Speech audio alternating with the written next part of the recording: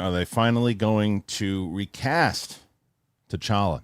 Obviously, after losing the late, great Chadwick Boseman, it was a topic of conversation that kept coming up. They did a really lovely tribute to him in the second movie. So is it time to recast if the story calls for it? Well, there's a new report that says they're going to do just that. Do we think that's the right move? We will discuss that. As far as casting goes, Matt Reeves, there's been a lot of talk about the Batman 2. He addressed a lot of those things with our buddy Josh Horowitz, and Josh asked him about the DCU talk with Robert Pattinson, and seems like the people are reporting that he's open to it. I read it a different way, man, but we'll discuss that also. There's other things out there too. We're talking about. I mentioned yesterday we did a list with Dan and Roca about some of the stuff that we loved, and one of those movies was Complete Unknown. James Mangold, the director of that, is doing a Star Wars movie, and he talked about the freedom that he has while making it. So there's a lot of different stories going on in right now. So, yeah, if you noticed, it's me by my lonesome. Roxy was supposed to do the show, but as you guys are probably fully aware of, there are major fires going on in Los Angeles right now, and it's affecting a lot of different people. Even if it's not directly being in the vicinity, it's hurting power and other things too. And Roxy is we tried to, she just couldn't get here. So it's going to be me and you guys. Let's see if I can beat all of these people this week. So ask me as many questions as you like. Now, whatever the hell you want to, let's do one of those days. The two of us, just the two of us, all of us. Let's do it. It is the Kristian Harloff Show here on Wednesday. Are you ready, Mad Hatter? Mustard. Let's do it.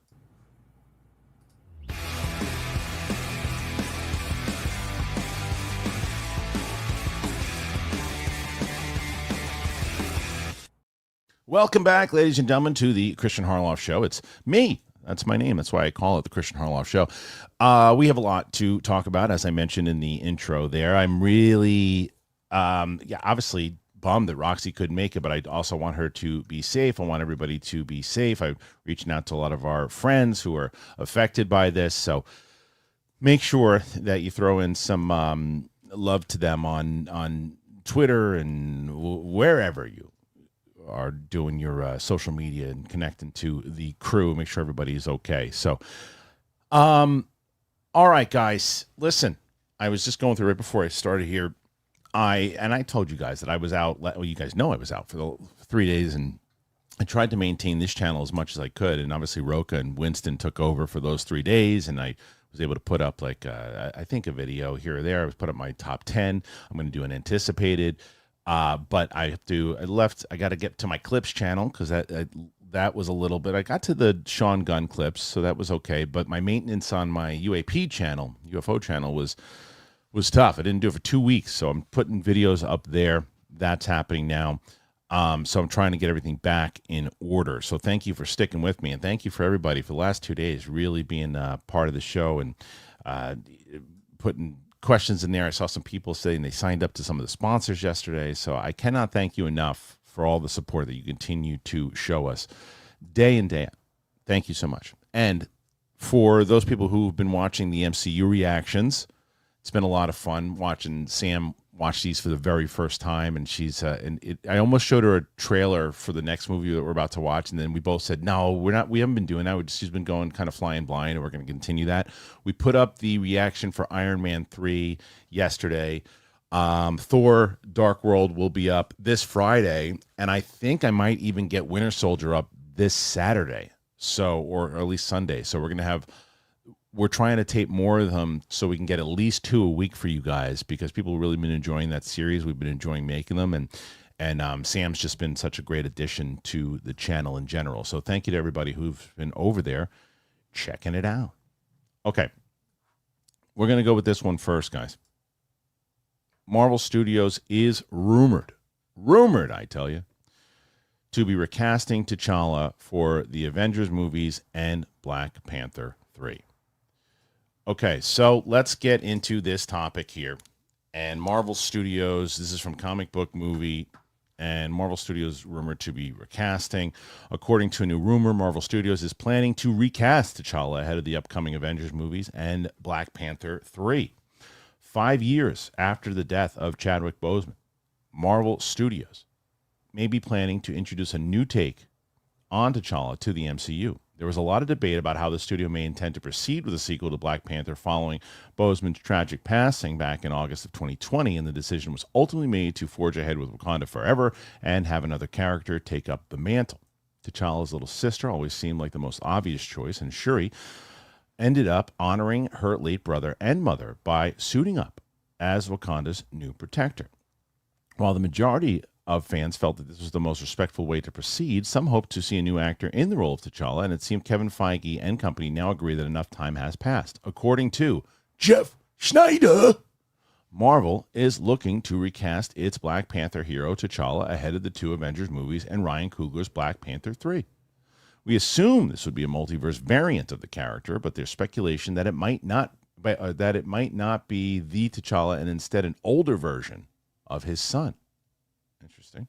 Wakanda Forever concluded with Shuri meeting her nephew, the son T'Challa had with Nakia, and finally allowing herself to stop mourning her brother's death by burning her funeral robes. The original plan seemed to be for the lad to succeed his late father by taking up the mantle of the Black Panther and possibly even ruling Wakanda as king. The nature of the multiverse world would allow for a time jump, but it does sound more likely that Marvel plans to find a new actor to play a version of the same character that Boseman played across the 4 MCU films. If this report is accurate, we can expect the trades to weigh in fairly soon. What do you make of the prospect of another actor stepping in?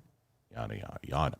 Okay, so this is interesting because I've had this conversation with a lot of different people, and whether it's Winston and Coy and whoever. I remember being at the screening for Black Panther 2 and getting into conversations there about the potential recasting.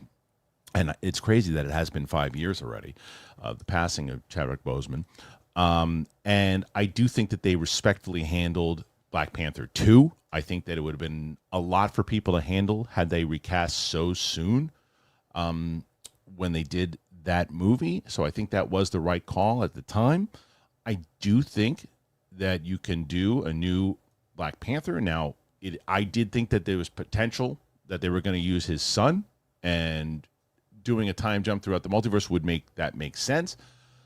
But when you are playing with the multiverse and the variants and all of that, we don't even know what timeline everybody's going to wind up in by the time we get to the next phase past the Avengers. Because if we're going to go with the X-Men and everybody else, and they're basically introducing, I think, a new universe with Fantastic Four, that you could ultimately bring in a Black Panther, a T'Challa, that from another universe that is fighting with the Avengers, and that will ultimately be your T'Challa, that you're Black Panther, right? Because the difference is what they used to be able to do back in the day. I mean, look at like Andrew Garfield, Tobey Maguire, and Tom Holland, and the reason why is because they were making different Spider-Man movies at that point. They were different. They were like, oh, well, here are the different Spider-Man that could be in it, in the same way that they did with Deadpool, with Blade, and it could be these different,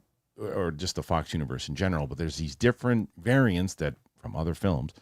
You couldn't really do that in the MCU. So you could essentially do that, and then this Black Panther, whoever is cast, could be your T'Challa moving forward, and having that character and having I think the same type of way we're going to figure out how recognizable Dr. Doom's face is to everybody thinking it's Tony Stark. And some of you think that Tony Stark, that it's a variant of Tony Stark. I don't think that is the case. I think that it is, that he's just Victor Von Doom. But the idea of having T'Challa and saying, I understand that in your world, I'm not here, or whatever it might be, and he addresses it, and it's hard for them to kind of get over at first, and especially he looks different, whatever it might be. But I think this is the way to go. I understand that they're going to do it, and I do think that enough time has passed that people will say, we get it, we understand now. I think that had they done it, like I said earlier, too soon, it might have been considered a little and not sensitive, if that's the case. So, what do you think?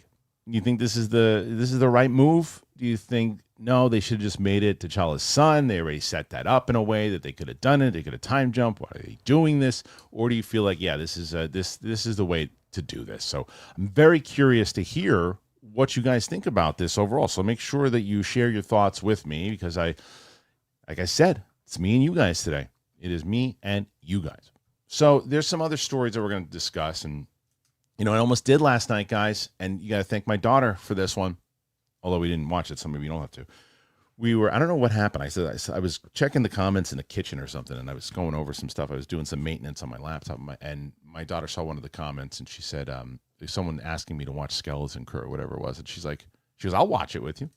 And she's like, what is it? I was like, this is like a fun kid adventure thing. She's like, I want to watch that. And I said, it's Star Wars. She was like, I don't want to watch it. And I said, but it's just kids. She goes, it's kids in Star Wars? I said, yeah. She's like, maybe I'll watch that with you. And then we didn't watch it. But the fact that she wants to watch it might actually get me to watch it. I don't know. We'll see. So why don't we stick in Star Wars land then? Let's stick in Star Wars land. Let's talk about James Mangold because then we'll get to the other one in the report of Batman in a little bit too because that's a story that we almost led with today because I thought it was pretty interesting. I think people are reading that the wrong way. All right, here is the topic of Mr. James Mangold. I am excited for James Mangold's Star Wars movie. I really am. I know it's a shame on me type thing, and because I was excited for his Indiana Jones, and I don't think he got to make the movie that he wanted to watch or wanted to make. But nonetheless, he's doing a Star Wars movie, and this is what he said about creative freedom coming here from Dark Horizons. James Mangold talking about creative freedom and Star Wars, okay, in general. So he is promoting a complete unknown. Filmmaker James Mangold has once again briefly spoken about his currently in the works Star Wars movie, a project that will serve as the ultimate prequel to the franchise. It takes place some 25,000 years before the events of the original trilogy. Why that many years? I mean, I guess we'll figure that out. Dawn of the Jedi is expected to deal with the first users of the Force and the very origins of the Jedi Order. House of Cards creator Bo Williams is co-writing the script with Mangold. A mosaic in 2017 Star Wars The Last Jedi indicated the founding of the Jedi Order took place on the planet Ahch-To, where Luke Skywalker went into hiding, where Rey found him, but otherwise Mangold is relatively free to create whatever lore he wants. Speaking with MovieWeb, Mangold says that by taking place in a past so distant, it allows him quite a bit of freedom. His quote was, "To me, the really important aspects are the freedom to make something new. Bo and I, in relation to Star Wars, have been working on a script, and we'll see what happens. Do we find a way on the page to say something original? The Star Wars movie would be taking place 25,000 years before any known Star Wars movie takes place. It's an area and a playground that I've always wanted to explore and that I was inspired by as a teenager. I'm not that interested in being handcuffed so much at this point that it's almost immovable that you can't please anybody. Just when Mangold will get to work on the film is a topic of much speculation right now. The first Star Wars film to hit cinemas this decade in May will be when The Mandalorian and Grogu arrives. There are multiple Star Wars films in development from a range of filmmakers." Okay, so I think that what he's saying right here, what we've always said, and what is, I think, very, very, very true, is that we are going to get a movie 25,000 years that does not handcuff you, as he said. You don't have people going, well, that's not the way so-and-so would act. Well, that's not the way the Jedi were then. Well, that's not the way when this. Well, that's not you can't say that because this is 25,000 years before. One of the things that you might hear are the same type of things that you're hearing with Dune being 10,000 years, that if all the technology is the same and all the things kind of look the same, then they did from 25,000 years to, episode 4, episode 1, or whatever the 25,000 years lines up to. That's an issue. That's an issue overall of saying, hey, hold on a second. Roxy's trying to call me on, I guess, but It's just hard to do right now. Should we call Roxy real quick and see how she's doing? Put her on the phone, and then we can do that. Let's do a quick phone call and see how she's doing. We'll call Roxy. And then, because Roxy was trying to text me. So we'll call her real quick, and then we'll get back to this story. Because I think we should see how she's doing. All right. Okay. Man, it is nutso here. I know. That's what I assumed. I told the audience that you were out, obviously. I know. I've been listening because I still have cell service, even though I have no Wi-Fi or electricity. You have cell service and FOMO. And huge FOMO. Man, I think you got out at the right time. I saw a video of the Palisades being in really bad shape right now. And I reached out to our mutual friend, Andrew Freed, who lives out there, and I was checking. He's safe. So I don't know. I didn't want to dive into how everything else was for him, but his family's safe, and that was the most important. Seems like everybody is safe out there, but it's just it's pretty. Did they say how it started? No. Well, right now there are 4 fires currently going. There's the one in Altadena. There is one in Sherman Oaks. There is the one in the Palisades. And there's a 4th fire somewhere. And I don't think that they've released how any of them started, but all it takes is something small. Right. And these winds are so crazy that it's just picking. I mean, by us, Kristian, I walked outside because I have to get to my grandparents, and I am covered in black soot from obviously I'm on the west side, but I'm not that close to the fires. I still am a mile outside of the evac area, and I'm covered. Like my car, I washed it 2 days ago. You wouldn't even recognize the color of my car because it's just, it is so insane over here, and nobody has power, so everybody's trying to charge their phones in their cars. It's just gotten completely nutty. And a couple of people have been found not alive anymore. So it's just, I have never envied your move to the East Coast more than during this. We asked for it to be warm here, not for it to be on fire. Obviously I've been there where the fires are really bad, but this seems like kind of like next level. It's 10 times worse. Yeah. I mean, it's like, we've had fires, of course, but usually they're kind of restricted to Malibu. And unfortunately, there's property damage, but nothing else. This is like nothing we've ever seen. And nothing I've ever seen. Anytime you try to drive one direction, the sky is lit up in 4 different directions. Wow. Yeah, I saw a lot of the pictures. I mean, the only good news I can give you, which is probably like put like a grin on your face, if anything else, is that Severance season 2 is getting very good reviews. Oh, that does make me very happy. What do we have? 1 more week till we can see it? I think so, yeah. Wow, yeah, I'm really excited for that one.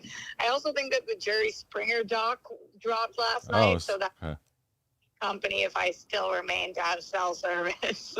Well, all right. Well, stay safe, and I'm glad that you were able to call in. And I can't believe you're alone for the show. It just is like driving me nuts. But you would have been so exhausted of my internet. No, I understand, and I don't want you focusing on that right now. You got to focus on your family and everything else too. So we'll get you back in here next week, and the audience understands. Okay. Much love to the audience and to you, and I'll talk to you soon. Bye, Rox. Great Roxy Striker, everybody. Yes, she's just a consummate pro. She's doing good though, yeah. So I'm glad people are checking in on her. So, she is the best, and we've found kind of various ways. It's funny, we find more ways to work with each other, while I'm in New York than we did when I was in LA. So she's going to be back next week, hopefully. Fingers crossed. We'll get Roxy's TV picks for you guys next week, and I'm sure she had some thoughts on the other stories too. But I don't want to keep her on the phone right now. She's doing her thing. So. James Mangold, we go back to that, and we discuss what was going on 25,000 years before. And as I mentioned with Dune, that's kind of my concern, right? It's like, is it going to be, well, it doesn't seem like, because he's talking about it, well, you're so far removed from it. But there is something you have to establish. It's like, what is the difference 25,000 years? Because even if it was 1,000 years or even 500 years, I guess, you could make it a little bit closer to the technology. But 25,000 years, and you're doing the discovery of the Force and the discovery of the Jedi Order and all that. What I hope happens inside this, because look, I love James Mangold. I didn't dislike the last Indiana Jones movie as much as everybody else did. I think that there's a lot of great stuff in there. I feel like that Harrison Ford actually returned to the role of Indiana Jones. I think he was basically playing Harrison Ford in the Crystal Skull, and I think despite what PLD and PJ say, that movie stinks to high heaven. It is one of the worst. It is a piece of trash, PJ. It's a piece of absolute filth, that movie. But I love you anyway. Anyway, the point is that there was a lot of stuff happening in that movie. The last movie, as much as I thought there were some good things that he did return as Indiana Jones, it was a big budget, $300 million movie that should not have been. It should have been a smaller type of story that focused on Indiana Jones in his last quest.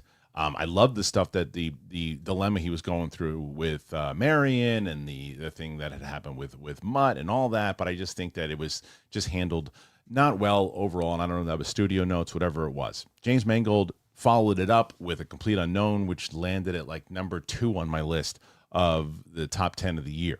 Love James Mangold. He does that. Sometimes he's like, well, that one was fine. And then he was like, I think the Wolverine was like, well, that one was fine. And then he hit you with Logan, or he hit you with Ford versus Ferrari. He's great. He's great. So I just hope that this is one of those ones that, like, okay, that's why you bring James Mangold in.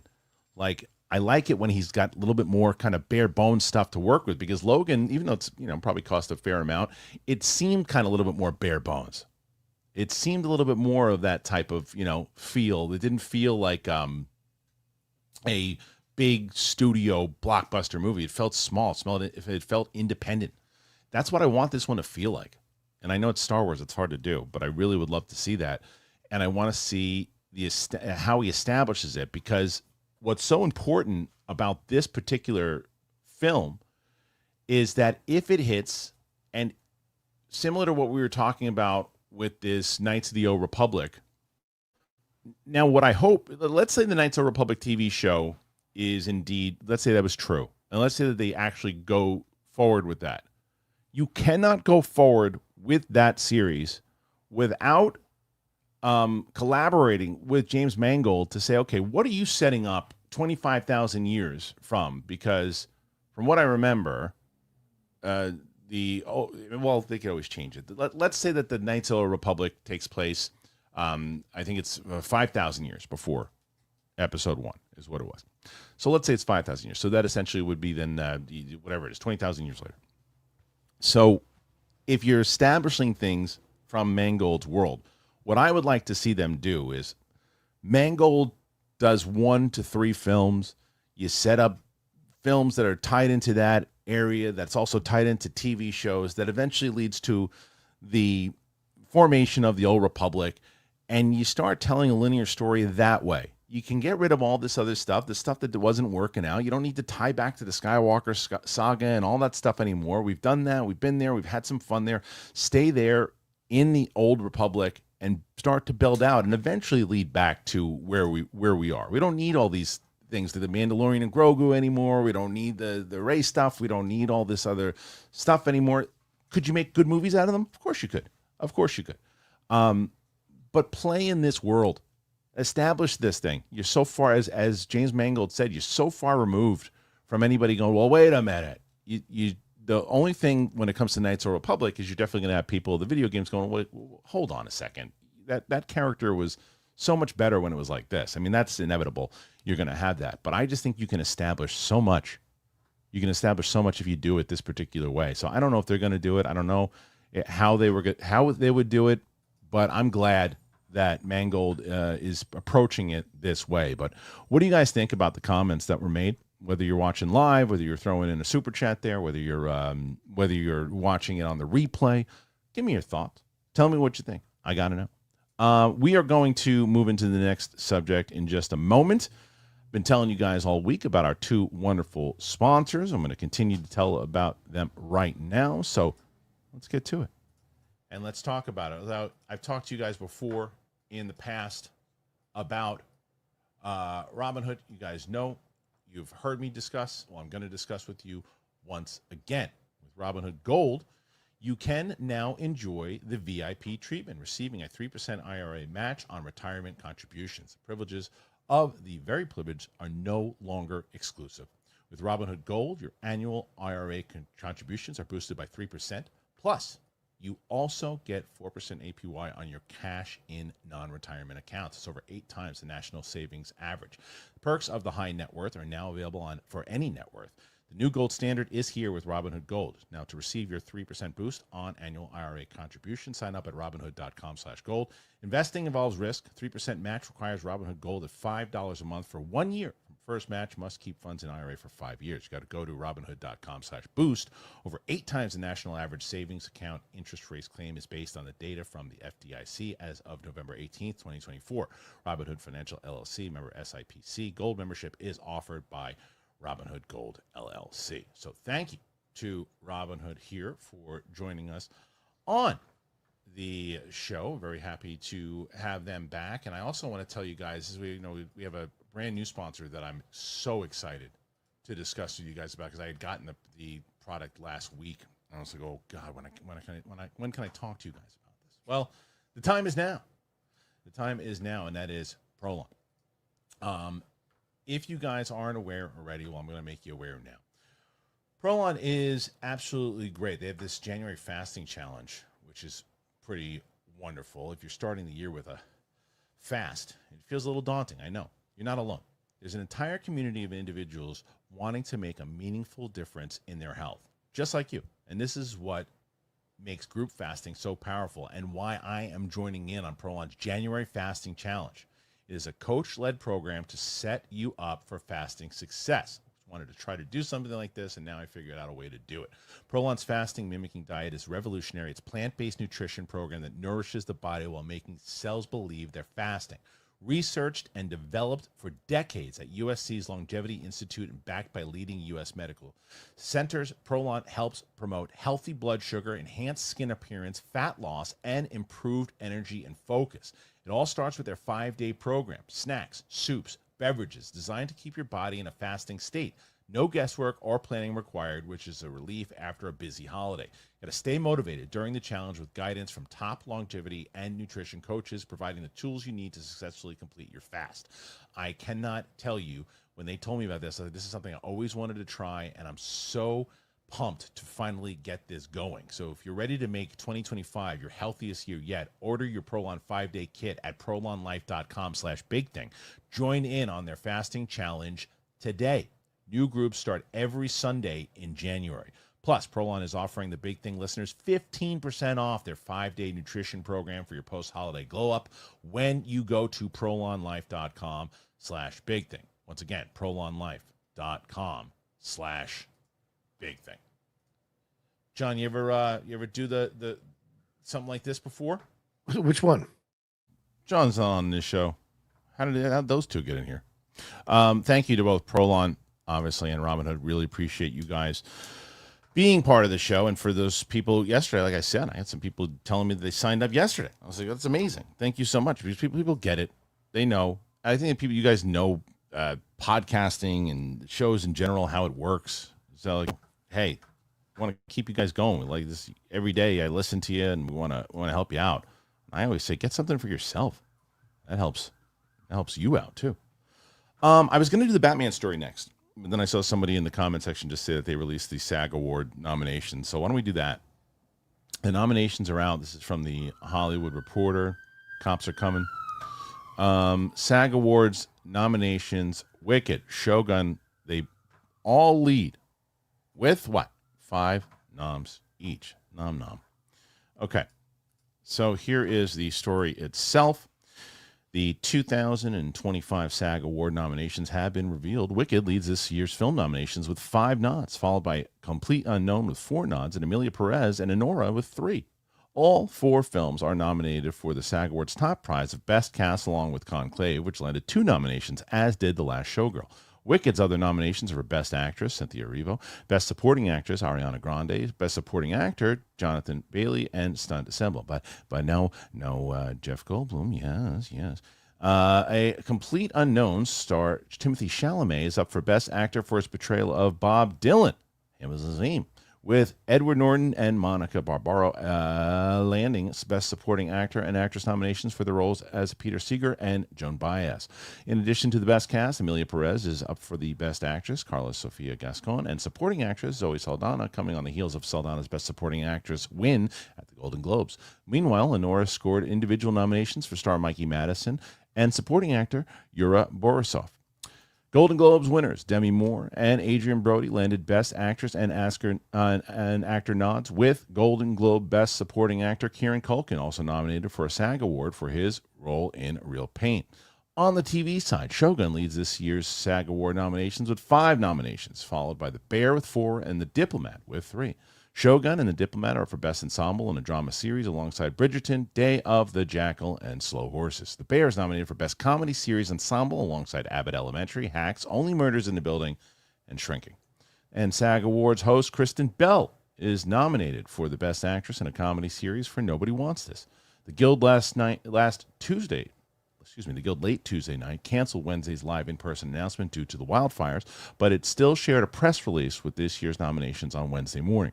Along with the Wednesday's announcement, the Guild shared a statement of the devastating fires. Our thoughts are with everyone impacted, the residents, first responders, and all of those working tirelessly to protect the community, the statement said in part. The Guild also urged people to donate to a charity to help those in need, noting that donations can be made to the SAG-AFTRA Foundation's Natural Disaster Relief Fund. The 31st Annual SAG Awards is set for Sunday, February 23rd at the Shrine Auditorium. Here are the nominations. Outstanding Performance by a Male Actor in a Leading Role, Adrian Brody, Timothée Chalamet, Daniel Craig, Coleman Domingo, and Ray Fiennes.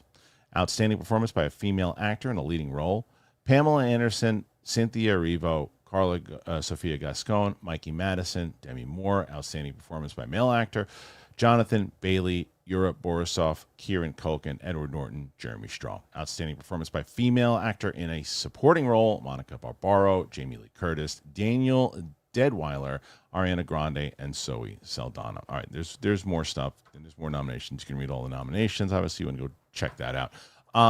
So, you know what's interesting is after speaking to Roka about the Golden Globes, and I think a lot of times, sometimes people think that Golden Globes mean, well, it looks like you're pretty much going to be a shoe-in for the Oscar. And I think Roka's point to the reason Emilia Perez won is because it's a foreign press event, the Golden Globes. So does that necessarily mean that they're going to clean up at SAG? Now, if they do clean up at SAG or the Critics' Choice Awards, then I think that's a little bit more telling. If all 3 of them, they hit boom, boom, boom, then it's like, oh, wait a minute, then it might have a big shot here. But I don't know. It doesn't feel like that. It feels like it's going to be one of those bounce back and forth. I wonder, right? And I wonder if that's going to be because Zoe wins for the Golden Globe. I wonder because Wicked was essentially minus the box office, was kind of shut out of the Golden Globes. I feel like the SAG Awards is a place that they would shine. I feel like that is an actor's movie. I feel it's like a theater kid's movie also. And I feel like people really enjoyed that. It was more of I think it would also say something about more mainstream movies if they did. I think they need to win a few.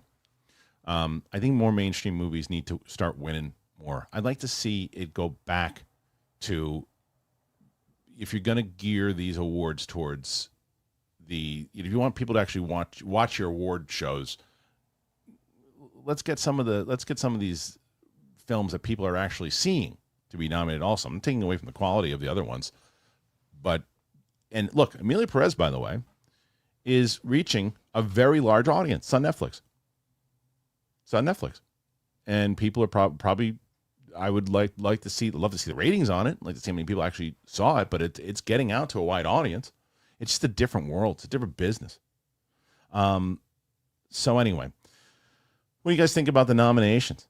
You like these nominations? Do you not like these nominations? What say you guys?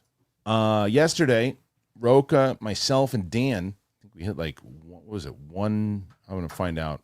I did a screenshot of it. I think it was 107, I think it was yesterday. Oh, no, it was 110.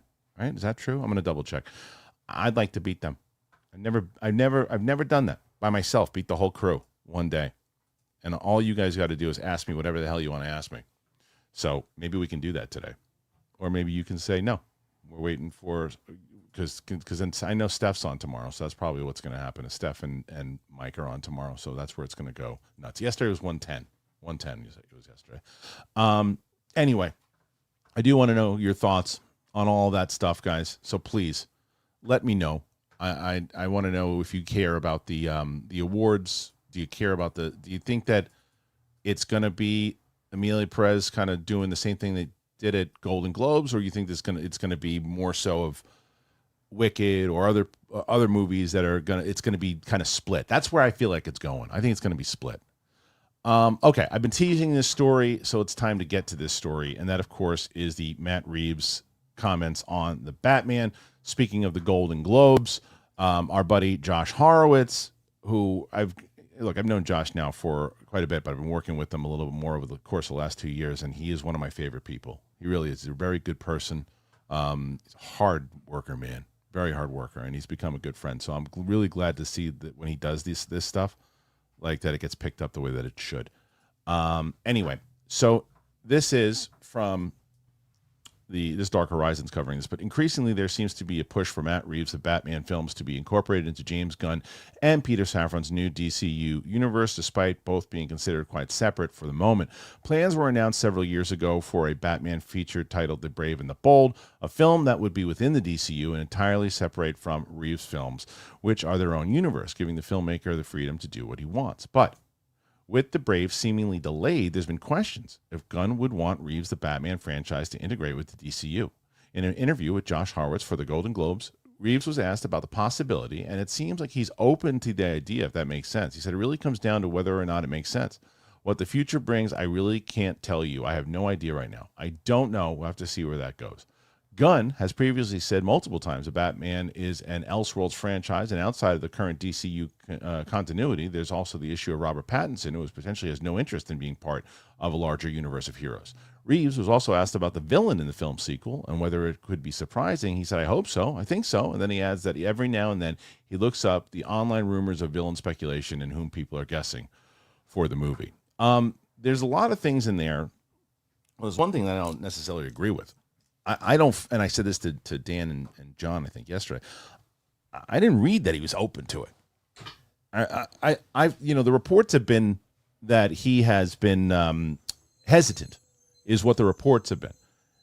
That's what I read, or read it when I heard him talking to Josh. He was like, we'll see if it makes sense, and you can see them having the conversation where James is like, look, we're thinking more and more how we can do this, and he's going, well, how does it make sense? How can we do it to where I've kind of done the same thing Nolan did, where it based it in kind of more realism, and we're kind of going with that Fincher tone, and then you got, Guy Gardner and his weird hairdo over here, and you got a super dog, and how does that work in my world? Like, I don't know how that makes sense, but I'm open to listening to it. That's the kind of vibe I got in that interview. I didn't get I'm up for it. Now, the other thing that they said in this was that they also didn't pay attention to the other Josh Horowitz interview, which he mentions in this interview.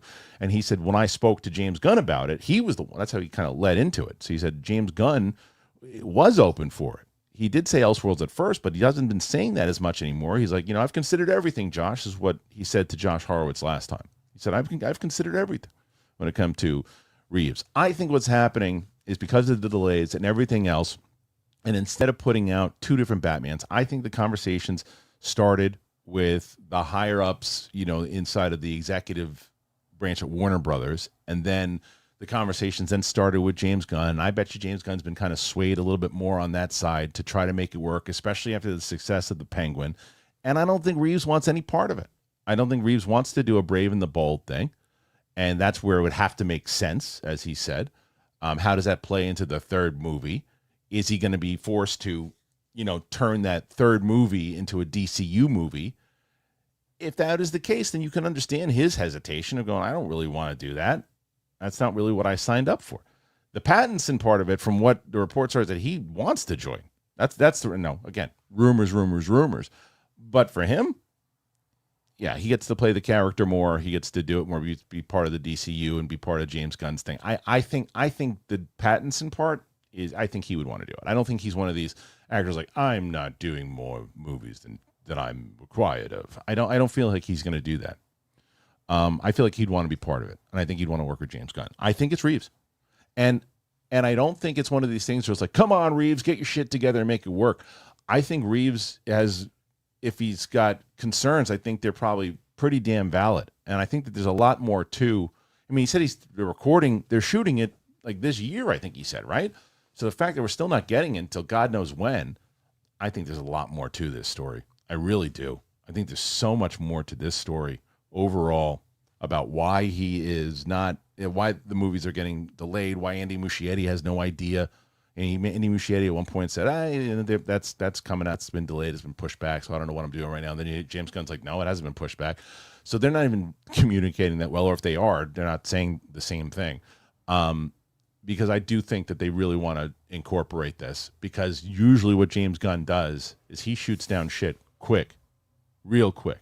So and this story has been pretty big about how they want to incorporate this into the DCU. I ain't seen no tweets about James Gunn saying, no, not the case. We don't want to do DCU. It's a separate universe. He hasn't said that.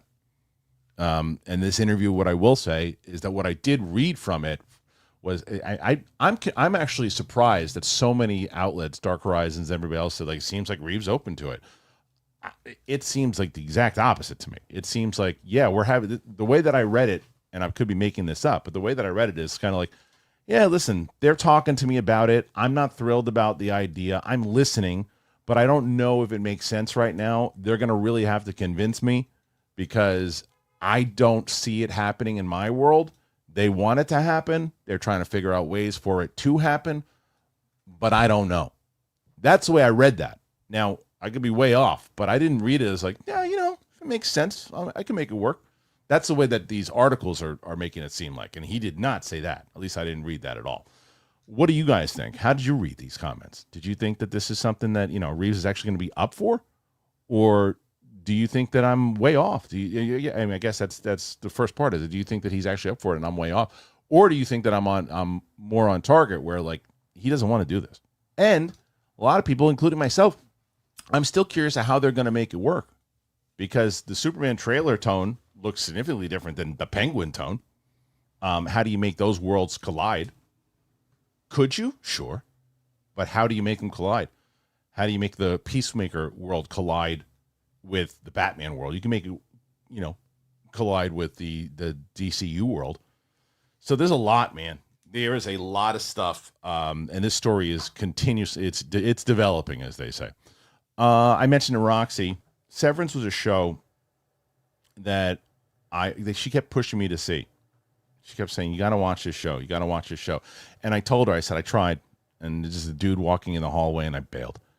And then I said, I got to stop this. I got to watch it. And I loved it. I absolutely loved the show. It was one of my favorite shows of that year, and I was waiting for season 2 to come out.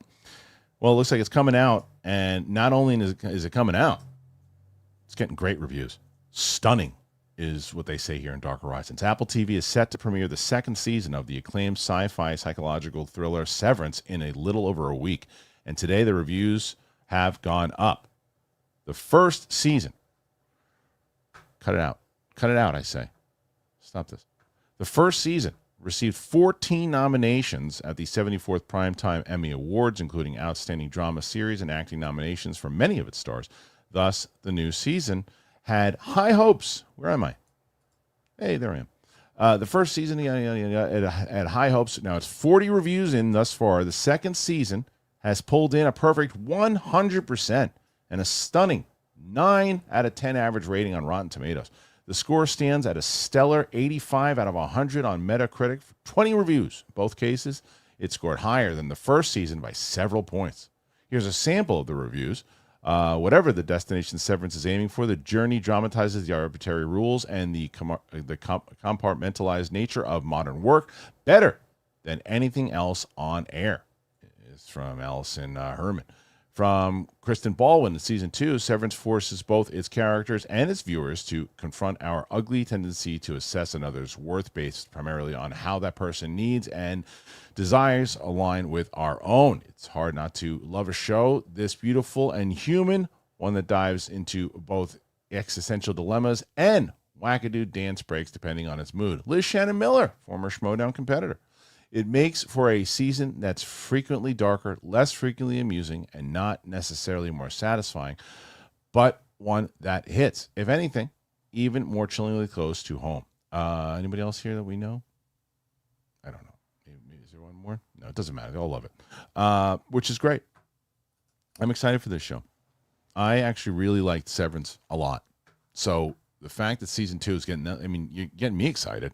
I don't know about you guys. I love that damn Apple. They got some good shit going on. Dark Matter, that one. Tons of stuff. I got to watch. Like I said, if I don't watch the show with my wife in time, I kind of lose it. I wanted to see Presumed Innocent. I heard that was really good too, and I didn't get a chance to see it. So I'm really bummed. I'm really pumped, I should say, about that. It's going to be a damn good show, and I love that they got perfect score. I mean, that's like raving. People are raving on that. It's awesome. So any stories? You know what? I got one. I wanted to talk to Roxy about this one because we discussed it last time. But you remember where they said that there was going to be that American Psycho remake? Apparently there is no remake. That's the new story. Apparently there was horse poop, as they call it, in some parts of town. That's right. They said there's no American Psycho remake.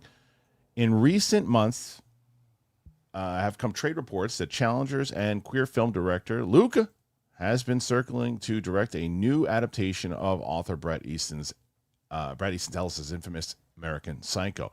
Several stories have emerged that Austin Butler was rumored to star as the lead character, taking on a role made famous by Christian Bale. Now, though, Ellis has shot down those reports, claiming they're all a complete fabrication, and he's not involved in any way. Speaking on his podcast, he says, I have a feeling it's fake news. I heard somewhere from someone there are no contracts. Austin Butler hasn't signed anything to play Patrick Bateman. Luca hasn't done a deal. Scott Burns, who is supposed to write the screenplay, doesn't have a deal either. From various sources that I have, it's just fake news that was put out there to see how an audience is going to react. If it does exist, I'm not involved. I have nothing to do with this. I might get some money if they do this, but I am not involved creatively on any level, and that is all I know. The book centers, yeah, we know what the book centers on. Anyway, so it is one of those things where, as he says, a story that could potentially try to gain some interest, right? That happens all the time. And it does. It absolutely does. Like, there's times that agents will put out that the fact that their client went out and they leak the fact that their client went out for a role because they want people to start buzzing. Oh, we love this idea. We love that, to get into the studio's ear. In the same way that this potentially happened. It doesn't seem like any deals are made. It doesn't mean that they're having conversations, but it seems like it's horse poop. And I think that there's more.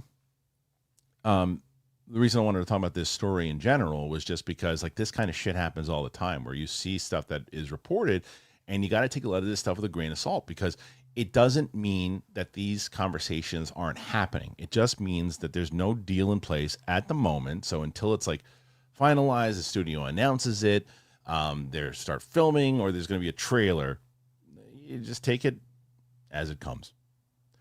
Anyway, I ask you guys, what do you think? Put your thoughts in there about all this and more. If I missed any stories of anything that you guys really wanted to talk about today, I'm going through the questions right now. So if there's a topic you want to hear my opinion on, my thoughts on, go ahead and throw it in there now, and let's get to it. As I said, I would love to beat Dan and Roca by my lonesome. In fact, if I could do that, I'd have bragging rights to say, hey, I did it without you guys. How about that? One time all by myself. But maybe you guys don't want to do that, which is fine. Okay, let's get into the questions that you did ask. We're starting right now. We got over 25 questions just to start. I like those. I like those odds. We're going to start with our good buddy, Roman Fedorak. Hello, Roman. Roman is, the amount of times that Roman has started off the show has been just wonderful. Thank you, Roman. Hey, guys, I hope everyone and their family is doing well and staying safe. Heart is going out to everyone in LA right now being affected by the fires. Yeah, it's rough. It's funny because my wife was really the first one to bring it to my attention, and she told me to, as I mentioned to you, Andrew Freed is a very close friend of mine, who's been on the show before, but he lives very close to where the fires are being affected the most. So she's like, you better reach out to Andrew, and I did, and thank God he's doing okay. But everybody else out there, please stay safe, and I gotta check up on a whole bunch of people today. So next question, Asol, hey Asol, to commemorate their new season, League of Legends released a new cinematic called Welcome to Noxus on YouTube, and it serves as a sneak peek for what's to come in the Arcane sequel series. Highly recommend. Oh, I like that. I got to check that out. I highly recommend the fact that you told me that. It's amazing. I wonder if my daughter has found it. I'm sure she has. I got to check that out. Thank you for letting me know. I loved Arcane. So great. Mike Joyce, did you see the story of Lisa Kudrow and Friends Cookie Jar? No, what's that? Should I look that up? Lisa Kudrow, Friends Cookie Jar. What the hell is that? Oh, Lisa Kudrow. Let's see. Okay, let's check that out. All right, thank you. See, this is what I mean. You guys want me to? I'm by myself today, so if you guys want me to check out some stories that I deem worthy, throw them in there. Here's one that Mike Joyce just talked about. Let's do it. All right. Lisa Kudrow discovered a hidden note from Matthew Perry in a gift that he gave her. The Friends alum reveals that Matthew Perry left a note for her in the notable Cookie Time prop. Lisa Kudrow revealed that she recently discovered a hidden gift from Matthew Perry, a note from her late friend and co-star that was left for her in an iconic Friends prop. Appearing on an episode of the Drew Barrymore show that aired Tuesday, Kudrow shared that Perry gifted the Cookie Time cookie jar to her on the final day of filming for the 10-season sitcom. When asked whether she'd stolen anything from the set, Kudrow admitted yes, but I'm too afraid to tell you what. I can't say I'm afraid. Someone will come take it away, and they're going to take it away from me. Barrymore joked, I don't know why, I just got that it was the Cookie Time jar. And Kudrow clarified, no, Matthew gave that to me at the end of our last episode, referencing the notable prop that Matthew Perry had taken from the set.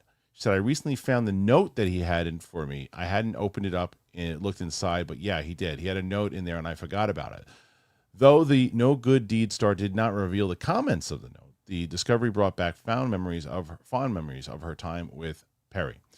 Kudrow recounted the inside joke behind the gift, a moment born after filming a scene for Friends. She shared the story in a 2020 episode of Jimmy Kimmel Live. She said, my line was, oh, I'm late, I better get going, and it was too late when I realized I don't have a watch. She told Kimmel as the words were coming out. I went, oh, good, there's a clock. And I gestured to that and said, oh, look at the time, I better get going.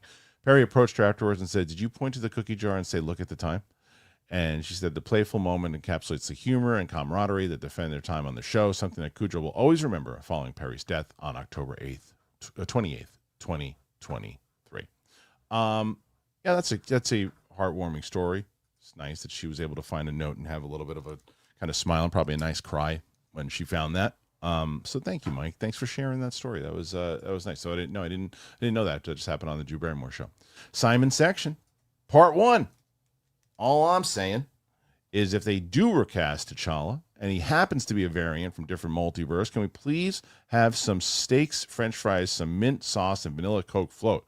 Anything to tell the MCU fans, I guess there's a continuation, that they can keep doing this all the time. They already did it with Black Widow on the What If series. Also, I think that John David Washington should play him like the late, great CB once said there would be no Chad Boseman once said there would be no Black Panther without Denzel Washington. That would be pretty great if they did, especially considering that, his dad's going to be in the movie, the new Black Panther 3. So that would be pretty good if they did that. I'd be up for that casting. He's damn solid. Roman Fedora, this question's to Roxy. Obviously, Roman, we'll try to get her to. I'll remember it for next week. We'll get her to answer. So any 2024 film hot takes, keep being awesome. Roxy, if you're listening to this right now, if you're still listening, why don't you text me the answer to that question? He's asking if you have any 2024 hot takes. Please keep being awesome. Thank you, Roman. If she's listening, she will text me. If not, we'll get her to do it next week. All right. Thank you guys again. We're at 28 questions. I love that. Thank you so much. Dennis Hoffman, Kristian, any dead Star Wars projects that you heard about that you could share? Seems you knew about the Del Toro Goya Jabba movie way back when. Yeah, man, I did. It's funny too. Which is hilarious is that the trades never,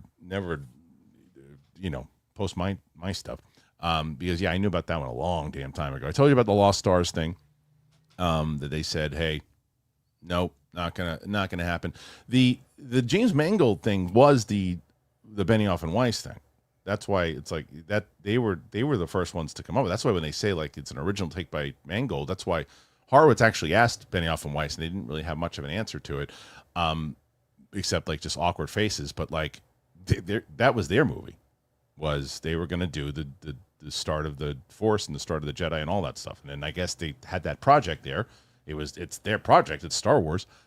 So they probably then said, "Hey James, we have this idea that we want to do, but with Benioff and Weiss, we're going to do that one first." Other ones, yeah. I mean, I'd heard about the Knights of the Republic thing, but then it just kind of went away. The Cal Kestis one, from what I heard recently, is the Cal Kestis, the show itself wasn't necessarily going to go, but they still want to use him in live action. So that's kind of the stuff that I had heard. All right, next one, Gabe Oliver. What's up, Gabe? What were your thoughts on the first Netflix Raw? Missing Austin on the show. Wonder if he has beef with Triple H, Hulk Hogan. Yikes. I mean, unfortunately, look, I thought the whole show was really good. I thought they treated it like a pay-per-view or what do they call it now? PLE. I thought that they had great energy in that building. I thought the matches were pretty solid. They were predictable, but as Roka and I talked about, predictable is not always a bad thing. It's like if it's the satisfying thing that people want, predictable is fine. Like Rhea Ripley winning. Like everybody knew that was going to happen. I wanted to see Liv win and go over, but I think that we've had enough time in between with that feud that you got to move on, and I get it. And it was a really good show. I think that what happens, and a lot of times, is even though you have a really great show, you get this one moment that people are talking about, and it is the Hulk Hogan getting booed out of the building moment. He got unmercifully booed, and I think it was so much a culmination of a lot of different things, because I even asked yesterday, I was like, do I think that it is all about his politics in Los Angeles? It certainly had something to do with it, but then the argument could also be made, well, the Undertaker showed up. He's got the same politics, but he also hasn't said some of the heinous shit that Hogan has said over the course of the years, and not even just like the racist shit. He's just not known to be he's known to be very selfish, is what a lot of wrestlers and other people have talked about. So I think people have had enough of him. I think people had enough. It was sad to see, because you cannot take away from the impact that he had on wrestling. He's the reason. Him and Vince was also someone that would probably get booed out of the building. They changed it forever. There's a reason why they were able to do what they did, is because of those two guys. I mean, there's no doubt about it. You got to give them their props for that. And as far as Austin goes, I think Austin looks for money, man, because he was the same reason they couldn't get a deal with him for WrestleMania. Like, the Undertaker showing up was weird at WrestleMania. It had nothing to do with it. Austin should have been the guy to show up against The Rock, but they couldn't. It was the money. They couldn't settle on a deal. Austin definitely should have been there, but I think Austin looks for a little bit too much money sometimes with it. Or what do I know? Maybe that's not true. Maybe he asked for exactly what he's worth, and they're like, we just don't want to pay that right now. We don't necessarily need you right now. I think Bret Hart could have been interesting to have, though. So, but I liked it. I liked the show a lot. I thought it was a good show. Crystal, DW fan, Winter Soldier on Saturday. Let's go. Yeah, listen, I called Sam because what I wanted to do, and I give props to both Greg Alba and Luke from Galaxy Geeks on this one. Both of those guys pushed me very, very hard to do movie reactions on this channel. And it was for a while. And I was going to do it when I was still in LA. And then I eventually said, okay, I'm going to do it here. But I want to bring people in that haven't really seen a lot of these movies. And so I thought of a few people. My friend Tina, who you've seen on the show, my wife. My friend Alex, who she hasn't been able to do it. I want to try to get Alex to do it. But then Sam. Sam was one of the ones that I really said, okay, I think Sam would be great at this. She's got a great personality. She's hilarious. She's a really good person, right? So I got her involved in it, and I was right. The audience really responded to her, and I was elated when I heard she had never seen an MCU movie. And I went, oh my God, this could be us. We could do this for a long time. And that's exactly what we've been doing. But what was happening was that Sam's schedule is tough, because Sam's a mom, great mom. She's got a all of her kids are very talented, but she's got a daughter who's playing basketball, and she's like a superstar, and she's got to go to these games. She's got to balance a whole bunch of different things. So we've been trying to find time to do them. And then I said, well, look, I want to make sure that this works. So I was like, okay, so Sam and I kind of came to an agreement. We're going to try to do at least shooting, not necessarily releasing, but shooting at least 3 a week. So my goal, if we catch up in time, is to do 2 to 3 releasing a week. We're trying to catch up. So that's the goal, is to get, we got we got Iron Man 3 that's up there now. Thor Dark World should be releasing on Friday. And then my goal is to get Winter Soldier out on either Saturday or Sunday. And yeah, then we're recording Winter Soldier today, potentially recording Guardians tomorrow, and then Ultron on Friday. That's the goal. So we're working on it. And then we're going to try to, then I want to get Tina in to do some other movies, and yeah, so we'll see how it plays out, because there's certain things that you got. I thought people were going to watch the Sonic reaction. Nobody gave a shit about that one. It didn't even hit 10,000 views. Levi R. Picks for T'Challa. Number 1 is Aldous Hodge, Trevante Rhodes, Jesse Usher, and John David Washington. I do not want to see John Boyega. Interesting. Is it because he's just too locked into Star Wars now? Is that why? I would like to see John Boyega. I'd like to see him shine a little bit more and give him something to do. But I like I think John Boyega is a better actor than John David Washington, personally. But all those are great choices. All right, Mike Joyce. Skeleton Crew was great last night. Jude Law. Hey, man, I hear good things. It's so funny. I had a friend reach out to me and ask me if I wanted to go to a screening of the finale. And I said, I don't watch the show. And he said, who is this? He said, you don't watching a Star Wars show? I'm like, yeah, I don't care. He couldn't believe it. Ewok. I finally watched Wicked. Ariana Grande is so good and should definitely win the Oscar. I would love to see her play Zelda in the live-action Zelda film. Zelda? Oh, yeah. That makes sense. Not Link. Okay. Yes. Yeah. So I told you, Ariana Grande won me over. I mean, not necessarily won me over. I didn't have any opinion really on her, except I was like, oh, she's a singer that's popular and is way past what I do. I don't pay attention to what she does. I've seen her on. I know that she was on Saturday Night Live, and obviously the high profile relationship she had with Pete Davidson, and I knew her from that stuff. I was like, when I gave my review and talked about her comedy, I was like, how do you not know that she was a Nickelodeon? She was so funny. I was like, I didn't watch that shit. And her comedy chops are fantastic. She just has such great timing. And I got to say something. Here's a hot take. People ask hot takes. My hot take, I think she's better than Kristen Chenoweth. That's my hot take. I've seen the footage. I've seen other things. I've seen stuff. I think she's better. I listened to the music. I think she's better. I know. But that's just my thought. That's my hot take, I guess, on it. Wicked aficionados will yell at me, but that's fine. But yeah, I think she should definitely be nominated. I don't know about winning, but she should definitely get nominated. She was great. Crystal, back again. Thank you, Crystal. To everyone in the California area, please be safe. Yes, please be safe. And for all my friends who are, I gotta again reach out and see how everybody's doing. We're at 31. Keep us going here. Keep us on the air. I want to say I would love talking to you guys and whatever you want to talk about. And again, I love the variety that we've already got so far. Shane Adams, I respect the decision for Wakanda Forever not to recast, but I think it's time to continue T'Challa's story. And it looks like if the report is true, they feel the same way. And I feel like it is. I feel like the report is true, and I think it makes sense. I do think it makes sense. Okay, let's see. Let's get to the next one. And the next question, again, thank you guys for all the wonderful, wonderful questions so far and for the support here today. Ewok, Boyd Holbrook shows up in almost every James Mangold film. What kind of character would you like to see him play in the Dawn of the Jedi movie? Well, he'll probably play a villain, because it seems like he plays a villain in almost every movie that he's in with James Mangold. But you're right, he is in every movie that he does, that James Mangold does. Because he was in freaking Complete Unknown. He was Johnny Cash.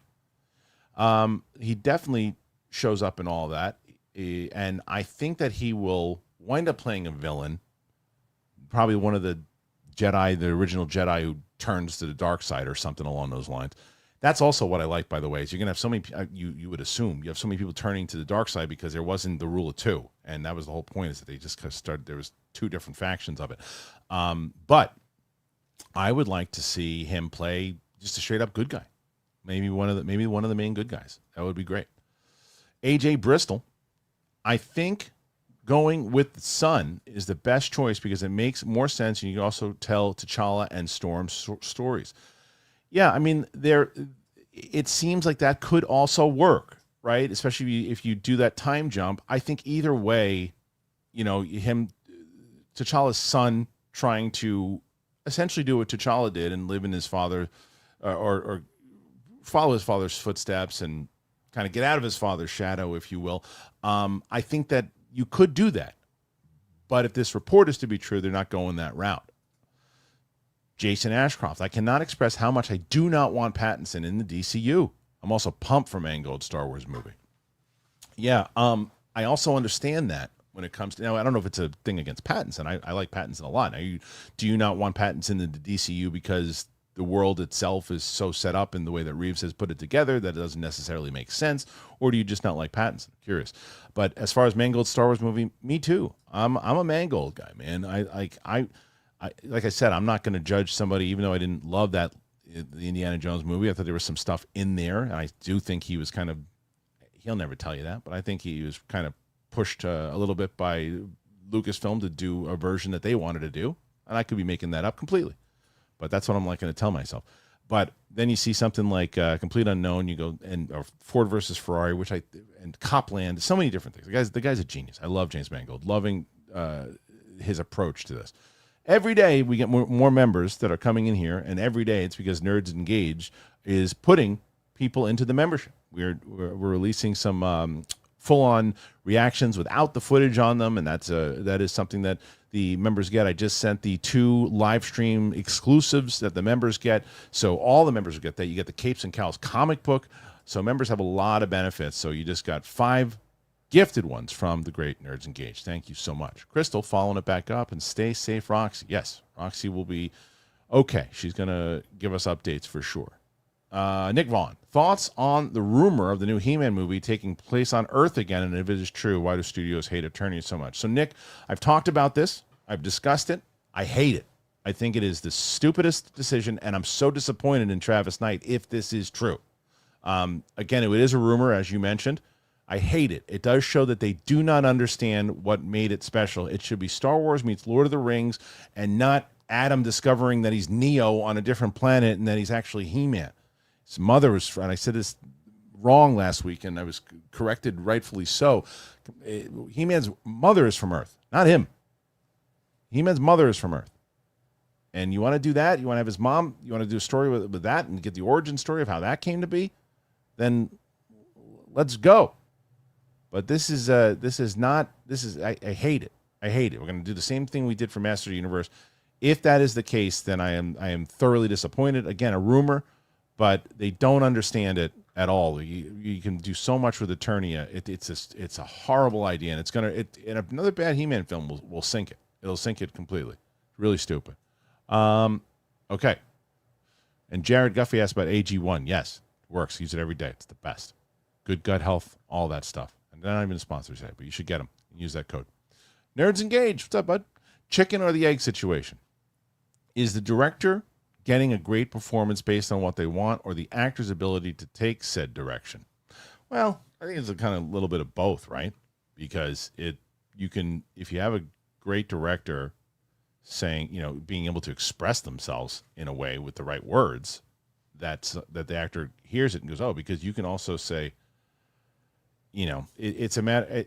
I don't think it's a chicken egg situation. I just think you just get the right people together who can collaborate together the right way, and that's what it is. In the same way that you have a conversation with somebody, you go, oh, I vibe with that person, and you get better conversation out of it. You get whatever it might be. So yeah, I don't think it's necessarily chicken egg on that one.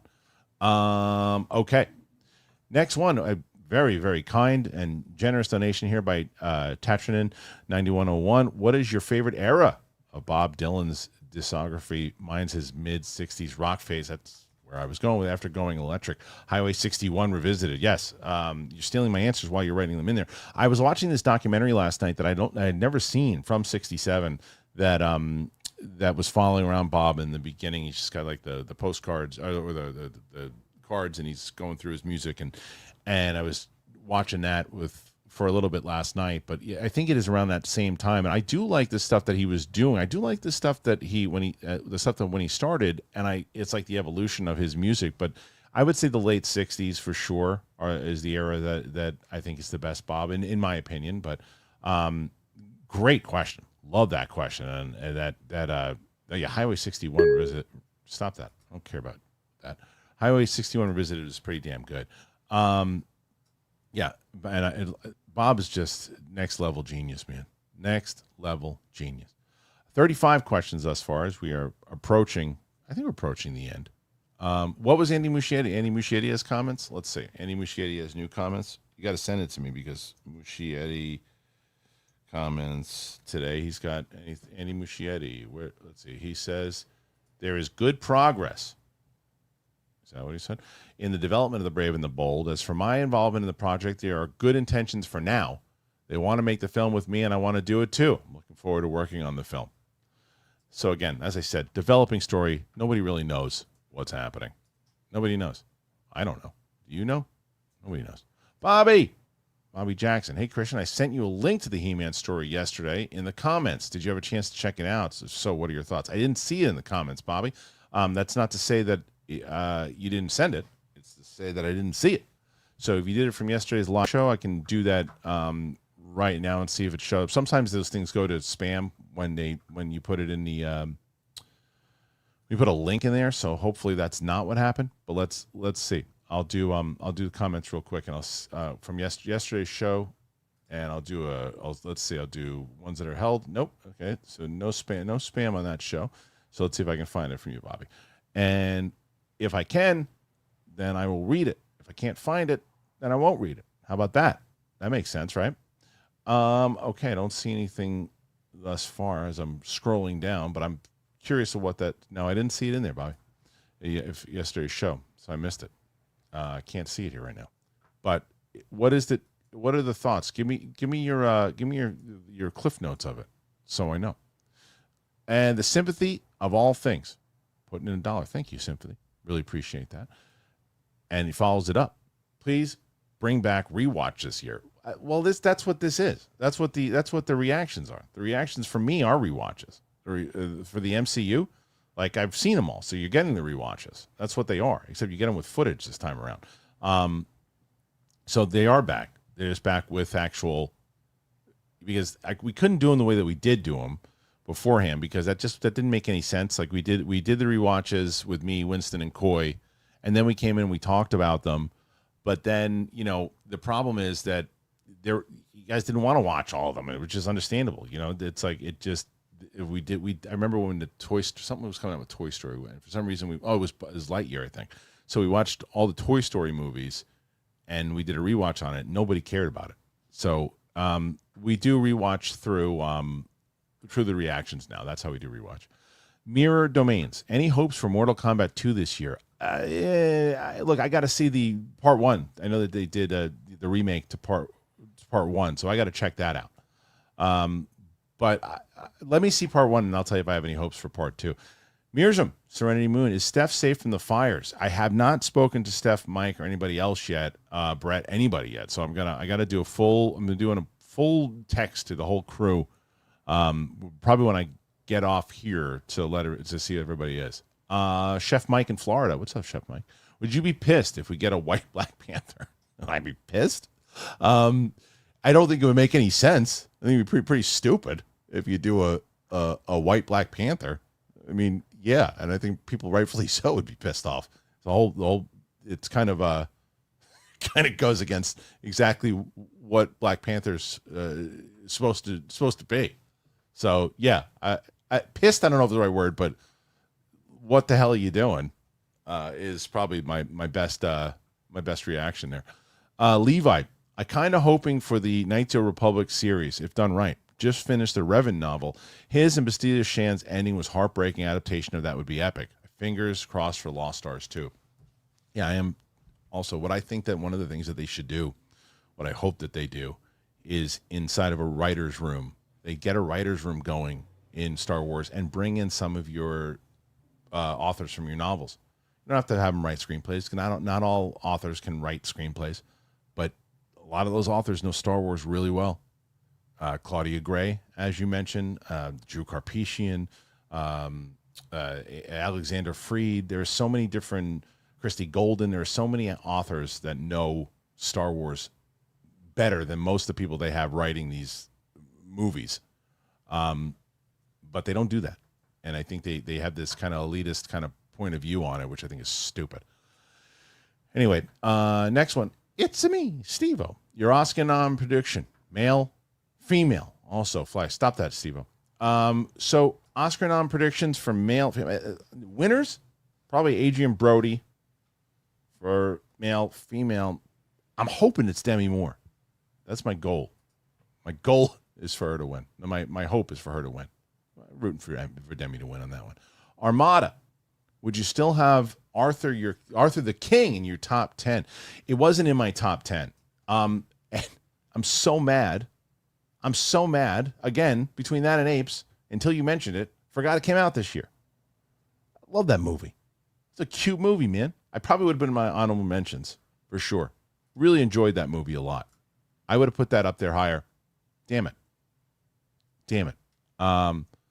Okay. So 40 questions thus far. I'll take it.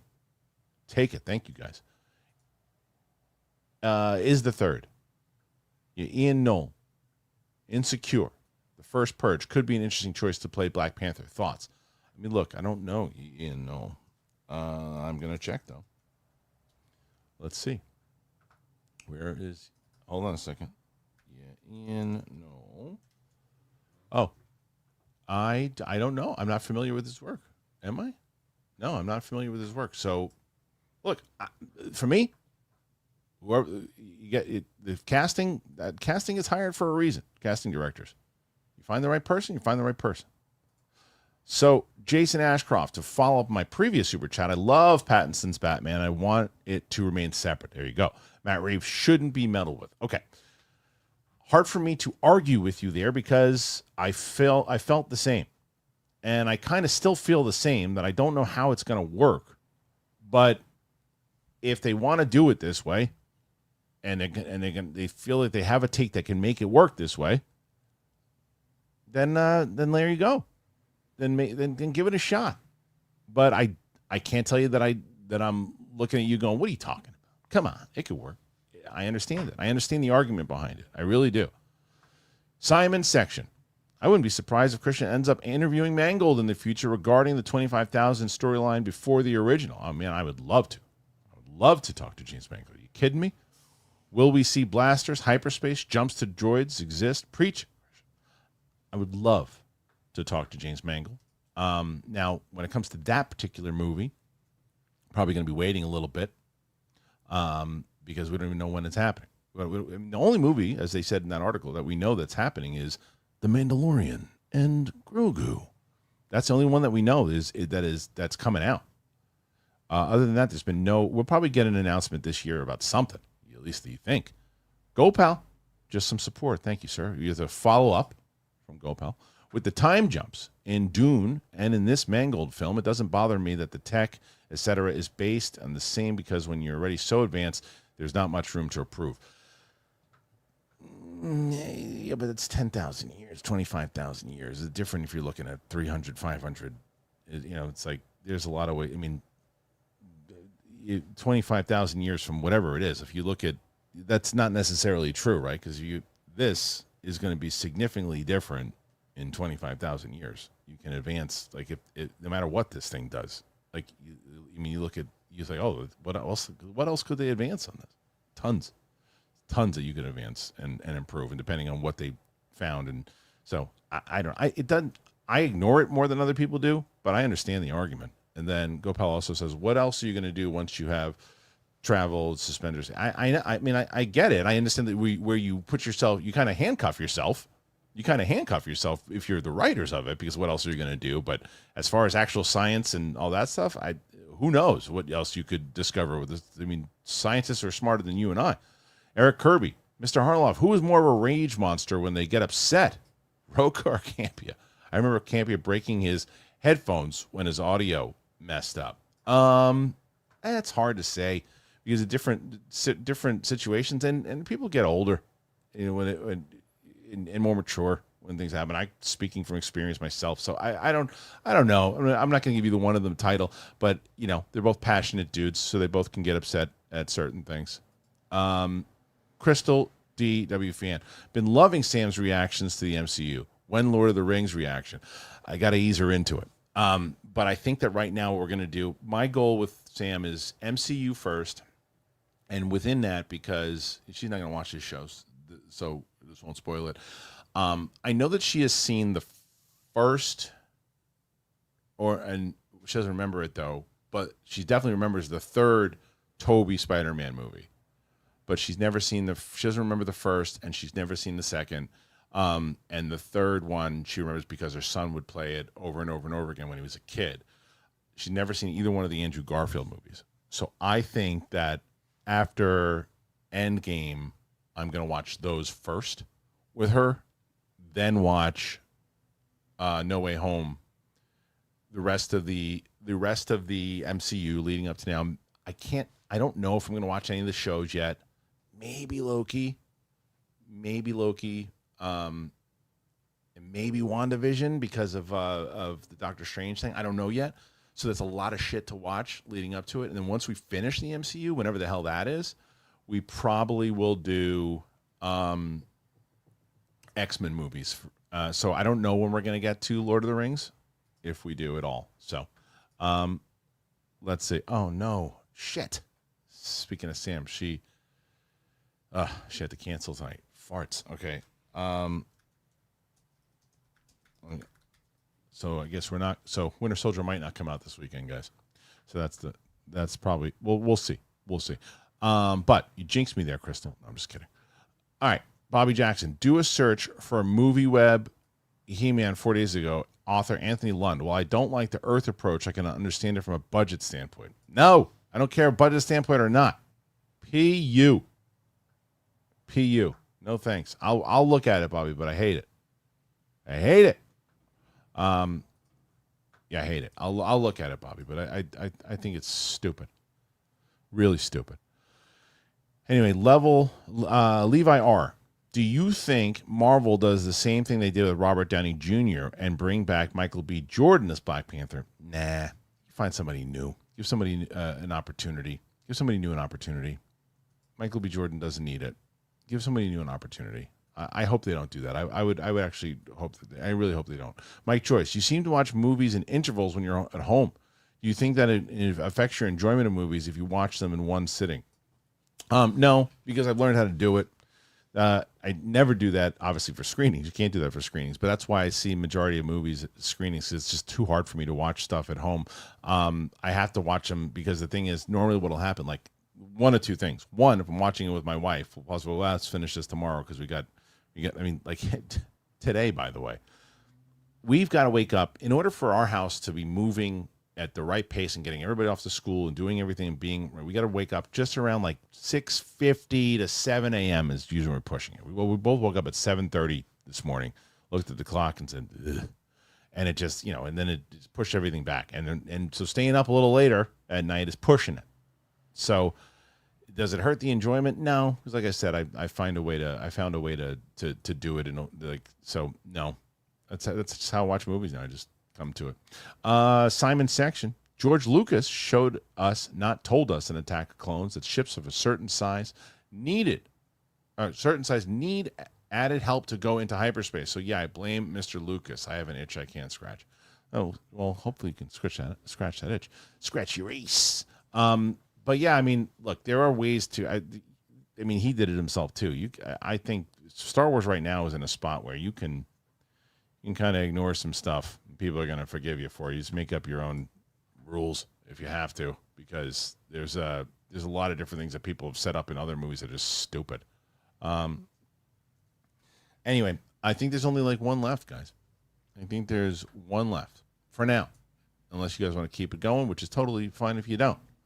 Xanderman, in the Dune universe, doesn't trust technology. I know, but I've heard this argument already. So technology won't advance much. That is why they use human space navigators. I don't buy that. Not with 10,000 years. Technology after the robot war's fine, but for 200 years, 300 years, 400, 1,000 years, okay. But then 2,000 years, 5,000, things evolve. You just look at, you want to make a different argument about like time, how time is moves different in 25,000 years in that galaxy than it does here. That's an argument that I could probably say, okay, well, maybe 25,000 years is like, 800 years here. So the advancement of it doesn't really move the way that just time moves, time works, then maybe. But I'm not that's just too many years to have the robot argument. Crystal DW fan, excited for the X-Men movie reactions. Me too, because she hasn't really seen any of them. She saw Logan, which is I showed her first, which is going to be interesting. Anyway, that's our show today. We had a good show today, guys. We had a lot of great stories here today, and we held the fort down. I think everything's moving, everything's working. So thank you. Tomorrow I should have Steph and Mike on the show. Hopefully, I'm going to check in with those guys and see how they're doing. If not, we'll have to do another one of these. But Apple Podcasts, Spotify, anywhere podcasts are found. I have a really fun announcement for UFC fans. Matt Serra, who just put his recent episode up, he did his most anticipated movies. He put that episode up yesterday. Next Tuesday, big episode for Matt. GSP, for those of you who don't know UFC, you'll know him from both Captain America and from the Falcon and Winter Soldier show. But GSP, arguably, if not the greatest fighter of all time, definitely in the conversation.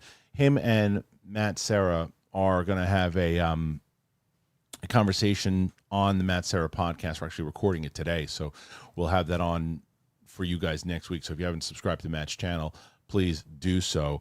So get an opportunity. Just a couple interactions I've had with him so far. What a great dude. I really like GSP a lot. So I'm excited to kind of be a fly on the wall and hear the two of those guys, especially after their history and everything too. They'll talk. So it'll be an episode to look out for. So that happens next Tuesday, so follow the Matt Serra YouTube channel. Other than that, thank you guys for being here. I really appreciate it. Motorola going to give us one more before we leave. He said, I didn't have Hulk Hogan getting booed out of a WWE event on my 2025 card. Have a good day, everyone. Yeah, I know.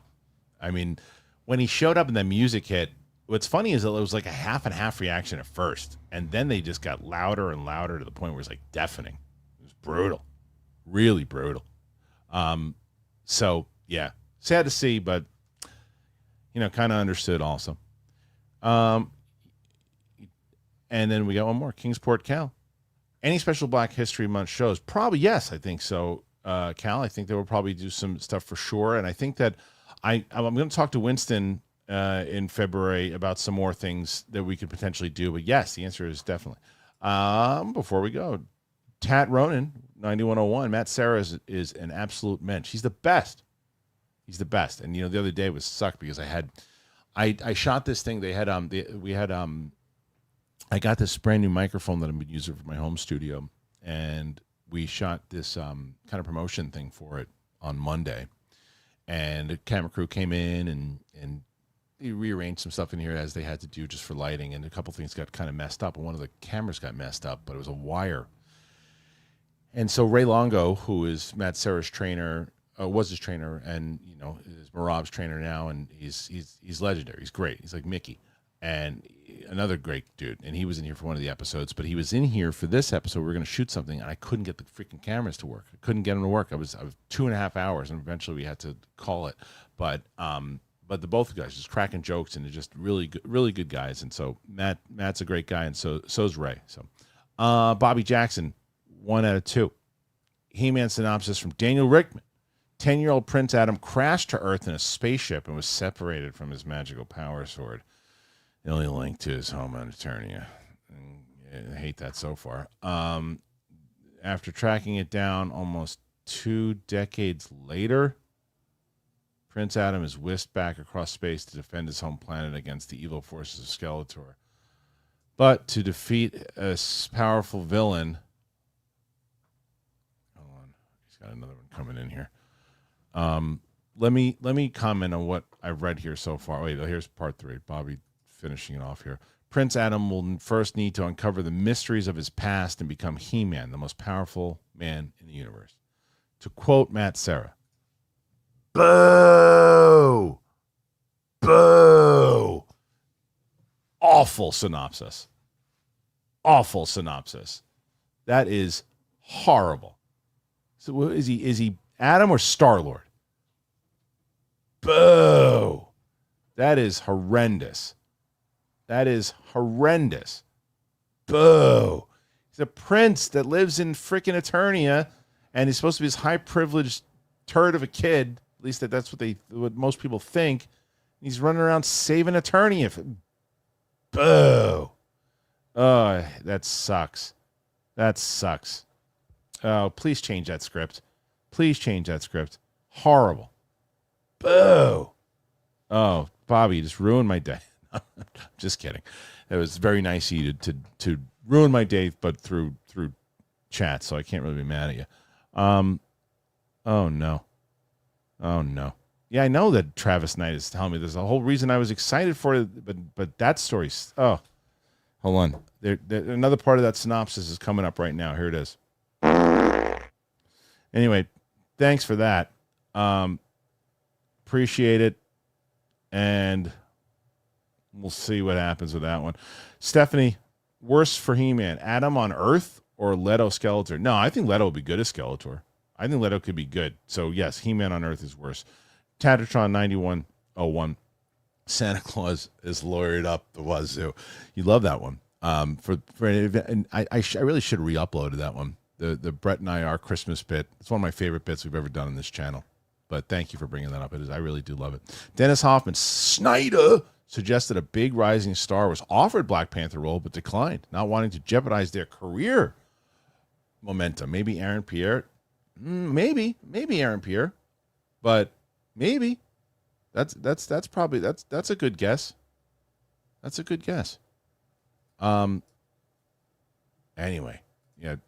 I'm thrown off by that synopsis that Bobby just sent. Anyway, thanks for joining us here today, guys. Really, really appreciate it. And that's it.